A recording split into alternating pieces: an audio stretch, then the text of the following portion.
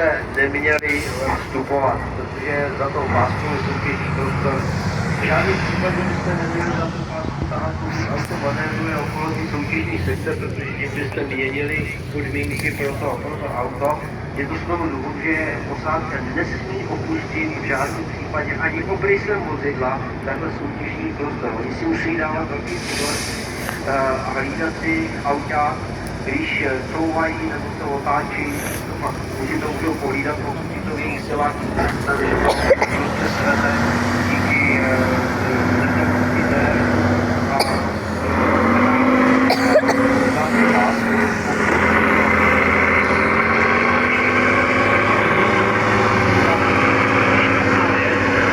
protože jakmile auto opustí hraničí soutěží sekce, je to věnovaný nejvíce okamžitě končí. Kývá se odjíždí ven a záleží na tom, kolik stíhají nebo nestíhají projet bran, protože každá do téhle chvíle neprojetá brána samozřejmě počítá do trestní body. Takže že to auto nesmí za tu pásku, nicméně pro vás diváky je to taky hranice, kam nesmíte vstupovat, ale když už to auto se tam někde otáčí manévruje, tak věřte tomu, že když tomu autu zažiju brzdy a nebo se převrátí, tak ta páska ho nezastaví. Takže to je další taková věc, tak třeba myslet a když roupy někde kousek na hlavě na strany, tak jako si myslet, že já jsem ta páska nedrží a je celá myslím si, že to dá dělat.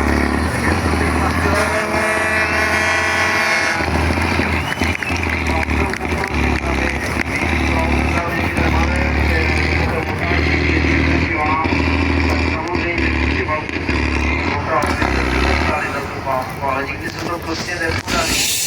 A ty brzdy nemusí fungovat, nemusel, jo, a to klidně hrkne za tu pásku, takže tím spíš pokud máte malý děti,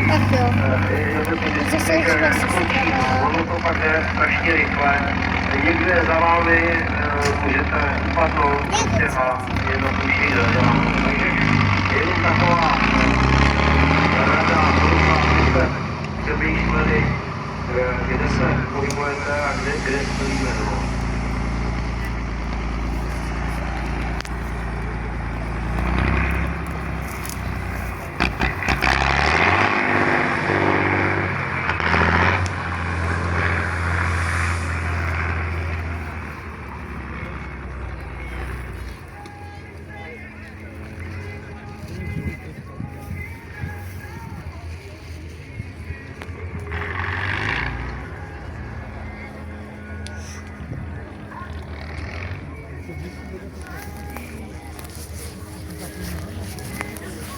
Protože kde vy jako diváci samozřejmě můžete a neměli byste být, můžete být a neměli byste být, to je jedna věc. A teď vidím tamhle na protější straně, jste na těch schodech toho dějetního prostoru, samozřejmě je to tady krásný, ale dejte na to, že jste tady na vlastní triku a dejte na to pozor, že jenom můžete sklouznout dolů, takže dejte na sebe pozor, tím spíš na malý děti, aby se něco nestalo, co bychom nechtěli.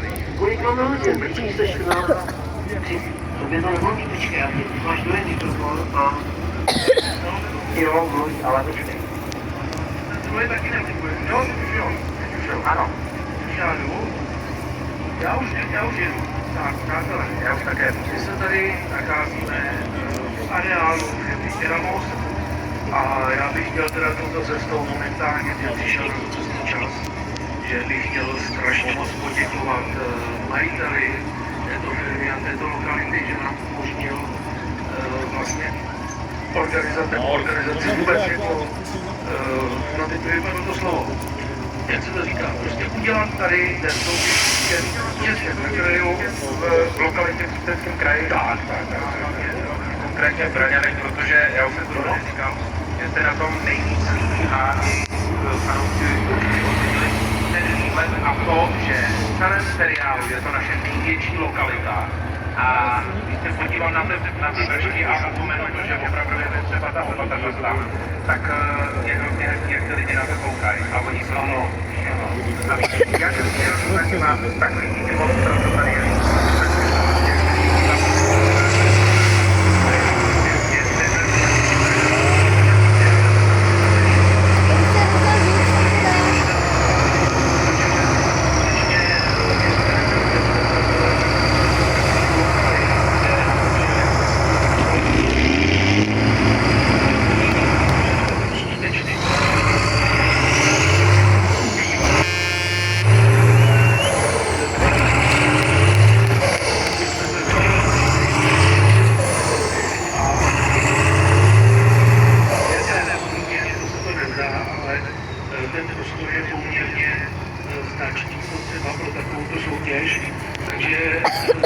Ono se to opakovat, to je hlavně výhoda, protože jestli se bavím v menších lokalitách, které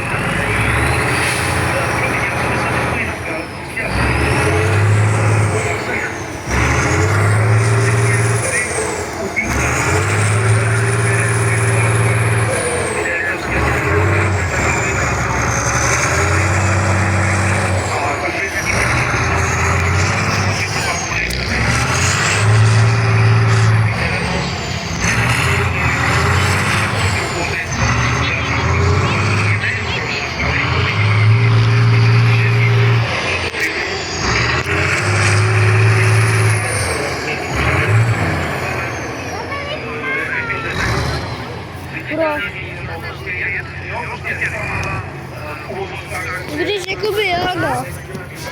Ale v případě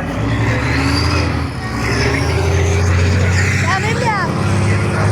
Já musíš jít pryč. Se běhnu. Já to spěhnu.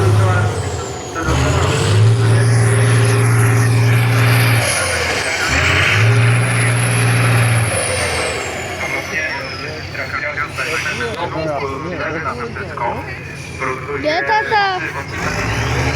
Jo, počkej.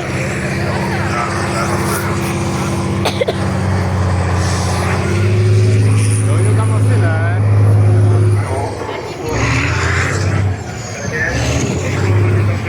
Slide, mami. Víš, tačko. Jdu až tam k tomu. Jo?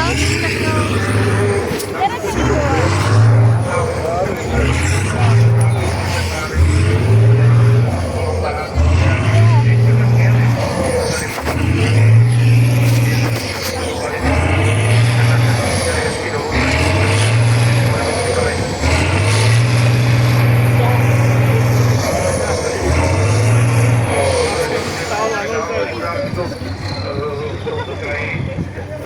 Natočí.